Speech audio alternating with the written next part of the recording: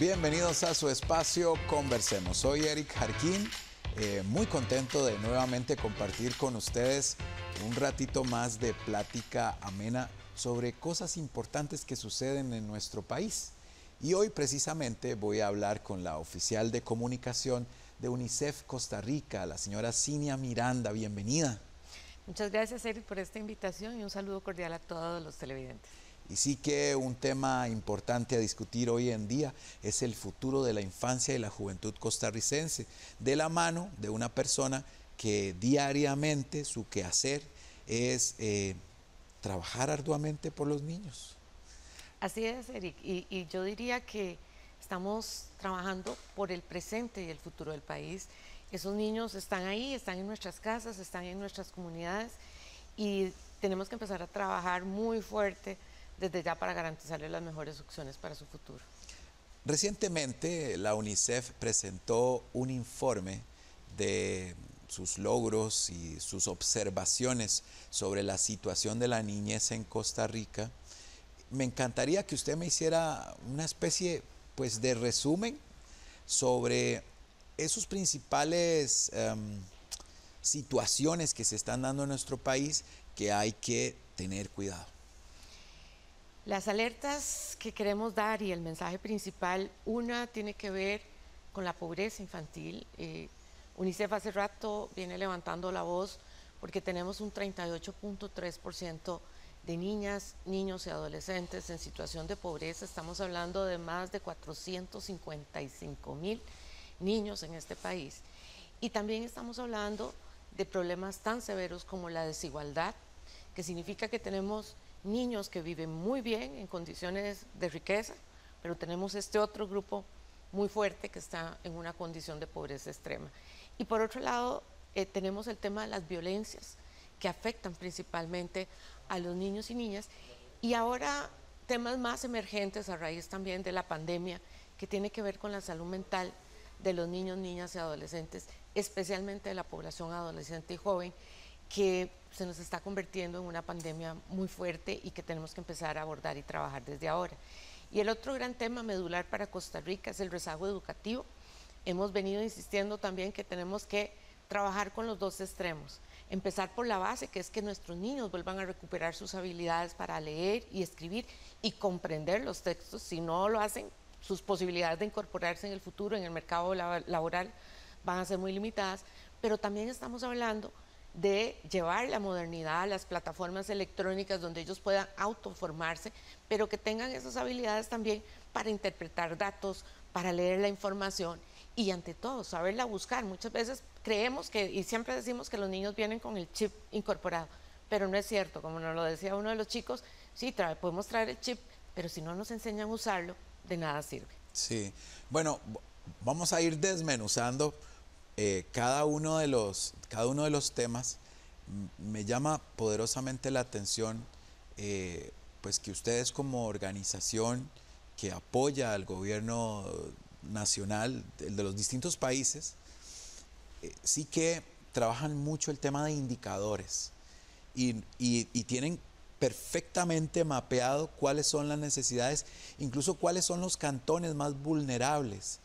Vi que, por ejemplo, de los 80 y tantos cantones de nuestro país hay al menos 20 que tienen enormes problemas, sobre todo de pobreza extrema, y que hay que hacer y que hay que permitir generar igualdades, que los niños, por decirlo así, de la gran área metropolitana o los chicos de zonas fronterizas o zonas vulnerables en la ruralidad tengan las mismas posibilidades. Y sí que ustedes lo tienen perfectamente mapeado. Sí, efectivamente, Eric, como Sistema de Naciones Unidas, porque no solo es UNICEF, son varias agencias del sistema que trabajamos en estos temas, aplicando 16 criterios vinculados con pobreza, el ambiente, o sea, no vamos a detallarlos acá, pero se determinaron que hay 25 territorios en los que el país tiene que centrar su mirada, y más que su mirada, sus acciones. Y efectivamente son los territorios que están en zonas fronterizas, zonas costeras y lo que se llama áreas periurbanas, pero en realidad yo quiero o prefiero referirlas como esas fracturas que tenemos aquí en la gran área metropolitana y donde nosotros vemos que efectivamente la desigualdad, el narcotráfico, la violencia se concentra.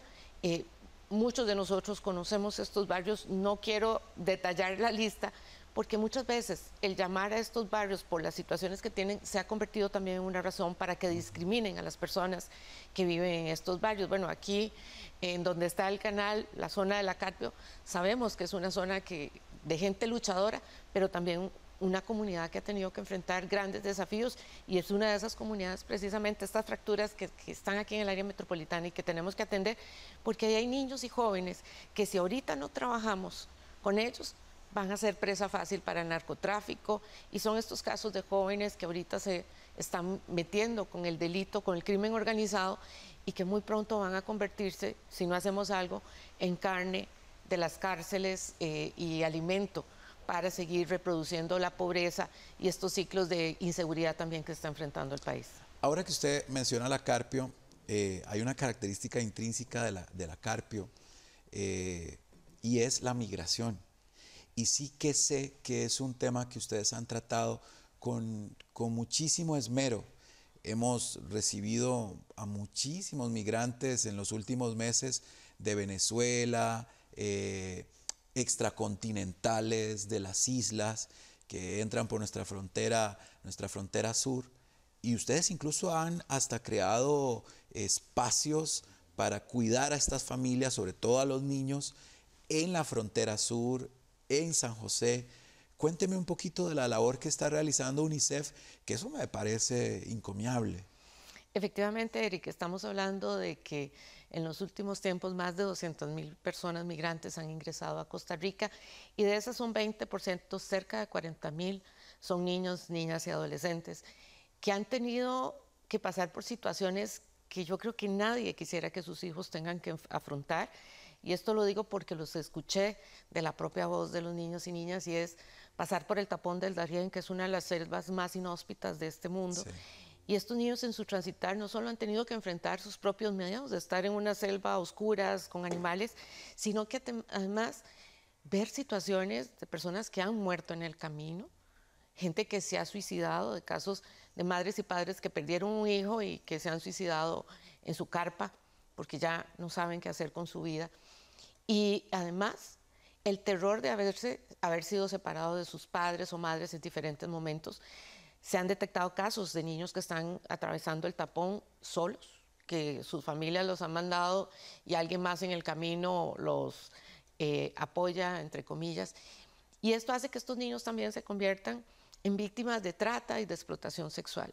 Entonces, para enfrentar estas situaciones surgen los espacios seguros. Los espacios seguros es una iniciativa internacional que surgió en 1999 a raíz de la guerra de Kosovo. Y son espacios que se crean en esas zonas de conflicto donde se requiere una ayuda humanitaria especial. Y efectivamente, en este momento en Costa Rica tenemos 38 espacios seguros, porque hemos decidido que no solo atendemos a estos lugares donde se requiere la ayuda humanitaria. Queremos también trabajar con la población migrante que ya se ha quedado aquí en Costa Rica y que vive en estas zonas también que enfrentan situaciones sociales complejas. Sabemos que la población migrante es parte también migrante nicaragüense, es parte de nuestra vida y de nuestro país. Entonces el espacio seguro es un espacio de inclusión también para esta población.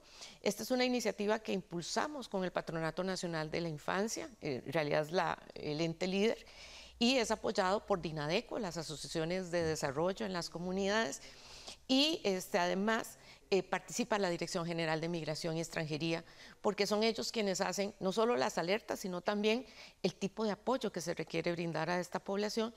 Y UNICEF y la Oficina de la Embajada de Estados Unidos, la Oficina de Población y Refugiados, es el ente que ha dado una de las mayores cantidades de recursos para atender a esta población. En el espacio seguro es un lugar para que los niños vuelvan a ser niños, en donde ellos puedan jugar, puedan sentirse, no solo tener un lugar seguro, ya no en las calles de San José o en las calles de las fronteras, sino un espacio donde también puedan leer, divertirse. Y lo más importante, hay un equipo interdisciplinario que les da apoyo psicológico a estos niños y a sus familias, porque los traumas que tienen que enfrentar han sido demasiado fuertes a edades muy tempranas. Bueno, sin duda alguna el trabajo de UNICEF es maravilloso. Por supuesto, articulado con las organizaciones y las instituciones a las que compete tratar este tipo de temas, que conocen a la perfección cómo desarrollar estrategias para sopesar el dolor, la tristeza o el sinfín de problemas que se generan a partir de una situación como esta. Vamos a una breve pausa y ya continuamos hablando con Cinia Miranda de UNICEF Costa Rica.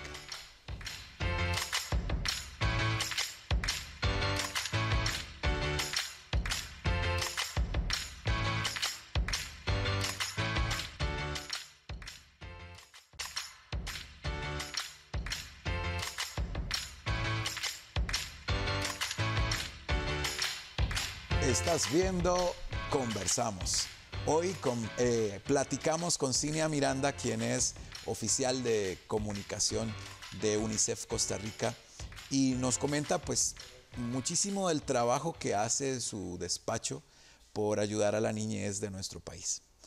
Conversábamos sobre el maravilloso trabajo que están realizando, sobre todo con Espacios Seguros, que es una iniciativa que está apoyando a los migrantes, que en los últimos meses pues hemos tenido muchísimos, está dando una situación bastante compleja migratoria. Pero también hablábamos al principio del primer bloque y ella nos comentaba sobre que nuestra niñez está padeciendo ciertos problemas de orden psicológico y que ustedes han adentrado en eso. Cuénteme, porque de eso no tenía yo idea y ya me preocupa usted. Bueno, es una preocupación, como les decía, y un tema que hay que atender, pero también, dichosamente, hay opciones y hay alternativas. UNICEF desde hace rato ha venido trabajando con el Ministerio de Educación, una iniciativa muy hermosa. A mí personalmente me gusta mucho, que se llama Aulas de Escucha. Empezamos hace varios años con secundaria y ahora el programa se ha venido expandiendo en 144 centros educativos en diferentes partes del país y estamos trabajando con primaria. Y es un espacio también, Aulas de Escucha, donde los niños tienen esa oportunidad de, con estos equipos interdisciplinarios, psicólogos, orientadores y otros docentes voluntarios, poder abordar aquellos temas que les preocupan. Y es desde el tema de la soledad, porque estamos hablando también de generaciones que por el tema y la presión laboral prácticamente se están creando solos en sus hogares. Estamos hablando de temáticas tan severas como el bullying, más los otros efectos negativos que tiene el acceso a la tecnología, como es el ciberbullying y otras situaciones. Y en este caso también la población migrante que ya está en los centros educativos también tiene que enfrentar la separación de sus familias, pero además el gran reto de insertarse en un sistema educativo que muchas veces no corresponde a las realidades de sus países, pero además empezar a llegar al país y hacer amiguitos, hacer todo eso que para nosotros fue muy importante en esas edades. Entonces, Aulas de Escucha es una oportunidad también para que estos chicos trabajen. Y bueno, con el Colegio de Psicólogos y con otros entes, hemos venido también abriendo líneas de escucha para que los chicos puedan llamar y poder tener el acompañamiento también para los temas que a ellos les afecta y les preocupa. Sí, es como estas enfermedades, como la presión alta, que uno ni cuenta se da y de pronto le da un ataque al corazón. Esta situación que está viviendo nuestro país con nuestra niñez y una serie de situaciones, bien se podría convertir como una bomba y uno no se da cuenta. Aumento en los suicidios infantiles y juveniles. Sí que hay que poner mucho esfuerzo en eso. Pero sé que también ustedes están poniendo mucho empeño en el tema de la vacunación. Al parecer el discurso antivacunas ha calado enormemente y muchos padres de familia no están llevando a sus niños a vacunarse, no solo contra el COVID, sino no se están vacunando de nada. Y ustedes están haciendo un trabajo enorme en relación con eso. Ese es otro proyecto maravilloso porque estamos trabajando con la Red Nacional de Cuidado y Desarrollo Infantil, que está presente en todo el país. Y desde que prácticamente arrancó la pandemia, hemos venido trabajando con los cuentos, con el teatro, con gente maravillosa como Mundo Chalalá. Con los títeres. Exactamente, utilizando los títeres, que es el lenguaje, y los cuentos, que es el lenguaje de los niños más pequeños. Y queremos empezar en estas edades porque los hábitos que vayamos creando desde ahí van a permanecer para el resto de su vida. Entonces, no solo hemos venido promoviendo la vacunación, sino en primera instancia, con la llegada del COVID, todo lo que eran los hábitos de higiene. O sea, aprender a estornudar, a lavarnos las manos. Estornudar aquí en el antebrazo. En su momento la distancia. Y los niños lo siguen practicando y eso es maravilloso cuando uno los escucha y le pregunta las medidas y rapidísimo las responden. Pero efectivamente Costa Rica históricamente se caracterizó por ser un país de avanzada en el tema de la vacunación. Muchos estamos aquí gracias a que en edad muy temprana nos pusieron las vacunas que necesitábamos, pero a raíz de toda la situación que se dio con COVID y el hecho de que hubieran diferentes tipos de vacunas y esto generó también mucha inseguridad en los padres y madres de familia. Y lo más severo es que no solo no los vacunan contra COVID, sino contra enfermedades que ya el país ha venido erradicando, como la sarampión, la rubiola, la polio, que ya uno le pregunta a la gente qué es polio, a las generaciones más jóvenes. Yo los invito a que hagan el ejercicio en su casa y se van a dar cuenta que no saben qué es. Pero los que somos unos poquito más grandes en edad, recordamos personas que quedaron con algún tipo de discapacidad debido a la polio. Entonces, junto con OPS, con los socios de Agencia de Naciones Unidas, hemos venido, y el Ministerio de Salud y la Caja, insistiendo en que la vacunación contra las diferentes enfermedades tiene que reforzarse. En este momento tenemos cerca de 300,000 niños que no han recibido ni una primera dosis de la vacuna contra el COVID y tenemos que reforzar ahora los datos para ver cómo está la situación con las otras enfermedades. Entonces, aprovecho este espacio para hacer un llamado a los padres y madres de familia, a los cuidadores, para que lleven a sus niños a vacunarse. Tenemos que tener en cuenta que vivimos en un país privilegiado. La vacuna es gratuita, está accesible en este momento para la población y lo más importante, es un derecho de la infancia. Los mitos y las cosas que han dicho, eso es desinformación. Entonces, en las páginas de OPS o en la página de UNICEF, ustedes pueden encontrar información valiosa que les va a orientar sobre las decisiones. Hicimos webinar con los padres de las alternativas de cuidado. Les preguntamos cuáles eran las dudas que tenían. Hicimos webinar con la directora del hospital, la doctora Olga Arguedas, que es maravillosa, y se les trató de explicar en la forma más sencilla, y a raíz de estas preguntas generamos materiales que también están a disposición de los padres y madres en nuestra página web para que puedan orientarse y tomar una decisión informada. Y recuerden que ustedes están tomando decisión por sus hijos.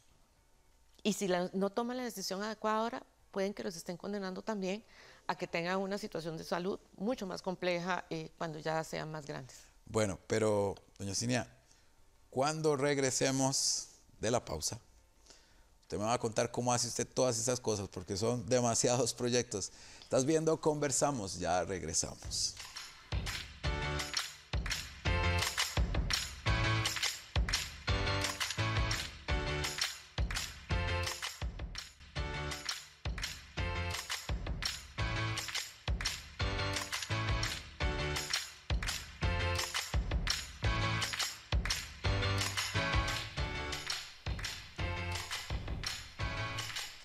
Estás viendo Conversamos, hoy platicando sobre el presente y el futuro de la niñez costarricense, de la mano en una conversación amena con Cinia Miranda, quien es oficial de comunicación de UNICEF Costa Rica. Pero yo le preguntaba al irme a la pausa, ¿cómo hacen para desarrollar todos esos proyectos? Porque UNICEF está trabajando arduamente en muchos tópicos: la educación, la prevención, la salud. Bueno, ahora me hablaba usted también del tema migratorio, el trabajo que se hace con las comunidades en pues, reducir un poco la brecha. ¿Cómo le hacen? Bueno, UNICEF Costa Rica es un equipo pequeño, pero dichosamente es un equipo con una gran pasión y una entrega maravillosa. Pero además nosotros trabajamos de la mano con las instituciones públicas. Al ser un organismo internacional, nuestro mandato es apoyar el trabajo que hacen los países, y por eso trabajamos con prácticamente todas las instituciones públicas, trabajamos con el Ministerio de Salud, con el Patronato Nacional de la Infancia, con el MEP, con el Viceministerio de Juventud. O sea, en primer nivel, nuestro apoyo y nuestro trabajo es con las instituciones públicas. Pero además, en los últimos años hemos potenciado la fuerza maravillosa que tienen las comunidades, porque tenemos gentes líderes que quieren transformar sus vidas y, por ejemplo, estos espacios seguros de los que hablábamos antes surgen con las asociaciones de desarrollo. Son ellos quienes los impulsan, son ellos quienes los sostienen y nosotros damos aportes pequeños para cosas que a veces la misma asociación no puede cubrir y se potencia el salón comunal que dichosamente en todo el país hay y siempre hay gente maravillosa que está dispuesto a poner estos otros espacios. Y ahora estamos trabajando con mayor fuerza también con el sector privado, que había sido uno de nuestros retos también en los programas de cooperación. Y ahora estamos impulsando también el apoyo de las personas a nivel individual. Porque si bien es cierto, existe la imagen de que UNICEF tiene mucha plata.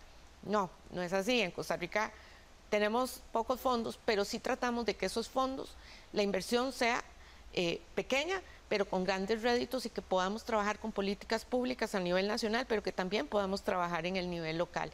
Entonces ahora estamos impulsando la donación de fondos en Costa Rica y por eso ahora estamos impulsando la iniciativa de hacerse socio de UNICEF. Nos han preguntado que si es cierto que estamos llamando, es correcto, estamos llamando, porque queremos más espacios seguros, no nos conformamos con 38, no queremos solo 144 aulas de escucha. Si bien es cierto, el MEP tiene recursos, sus recursos tampoco son suficientes porque la plata no es ilimitada. Y ahora están más orientados al desarrollo de infraestructura, que teníamos un rezago enorme. Es correcto, el Estado invierte en infraestructura y en otras áreas. Entonces nosotros entramos a apoyar en las cosas que el Estado, por una u otra razón, no puede o implica innovar. Por ejemplo, con el MEP, en la pandemia, corrimos rápidamente, impulsamos una iniciativa también global que adaptamos a Costa Rica, que se llama Aprendo Pura Vida, que es una plataforma donde los niños y los jóvenes tienen N cantidad de cursos que pueden ser autoaplicados o en compañía de los docentes y formarse en unas áreas nuevas para que le van a servir para su desarrollo profesional, pero además como estudiantes. Entonces, vamos buscando innovaciones y entonces, pues, quiero aprovechar, Eric, para invitar a la gente a que se haga socio de UNICEF.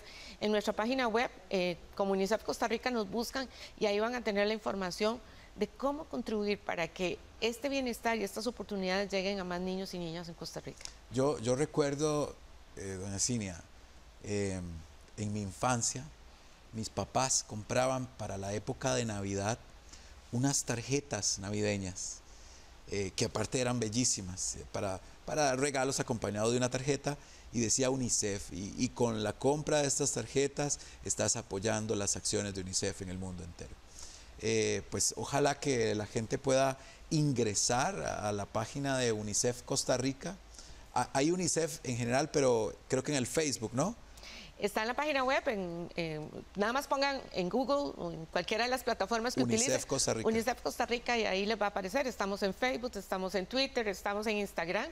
Solamente nos buscan como UNICEF Costa Rica y al inicio de la página van a tener la información, incluso de los números de teléfono donde los van a llamar y en la misma página van a encontrar la información, cómo hacerse socio, porque son plataformas también seguras para evitar, pues, ya sabemos, situaciones con tarjetas de crédito y esto, pero con toda la confianza de que hemos invertido tiempo y esfuerzo para que también el apoyo que nos van a dar esté seguro. Es bien interesante cómo organizaciones como UNICEF están constantemente trabajando proyectos y alianzas estratégicas. Objetivo número 17 del desarrollo sostenible, la generación de vínculos entre el sector público y privado, la integración de esfuerzos para que se desarrolle una comunidad, podríamos decir circular, en donde todo el mundo aporta. Y ustedes han venido muy bien articulando con el sector salud, con el sector educación y incluso otros organismos para que se desarrollen actividades muy interesantes. Pero hay una que me gusta mucho y no la quiero dejar pasar porque es iniciativa privada, pero trabajando de la mano con UNICEF. Se llama Cuenticos en Familia, que los he escuchado en las redes sociales y que ya lo comparten con niños de la red CUDI, que son pequeñas historias incluso construidas por los mismos niños. Cuenticos en Familia fue una de las primeras iniciativas cuando arrancó la pandemia y teníamos que enfrentar el reto de cómo llegar a los hogares de estos niños. Dichosamente, la red CUDI no suspendió como ocurrió con el ciclo normal, digamos, en el caso del Ministerio de Educación, que tuvimos estas pausas.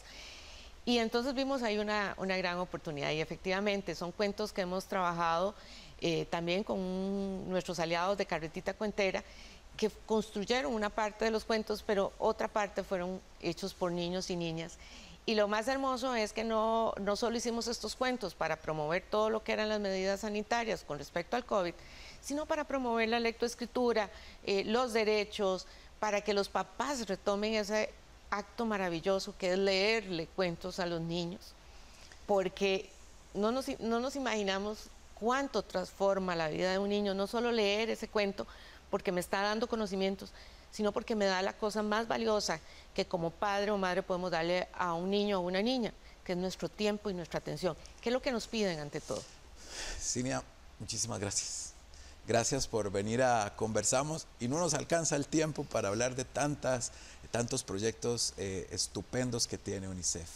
A ustedes también, muchísimas gracias por habernos acompañado en este espacio y los invito a ver Cuenticos en Familia. Ponga ahí en Google Cuenticos en Familia y ahí se van a encontrar unas voces muy interesantes también. Sí. Nos vemos, muchísimas gracias y continúe con la excelente programación de Canal 13.